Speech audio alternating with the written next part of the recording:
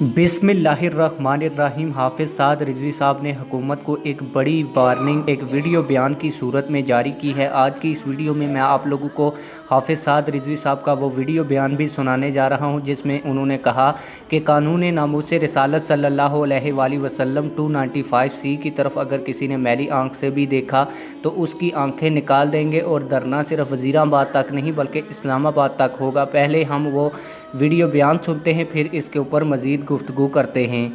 सिर्फ इथों निकल के वज़ीराबाद तक जांदे देखा, इस्लामाबाद नहीं देखा।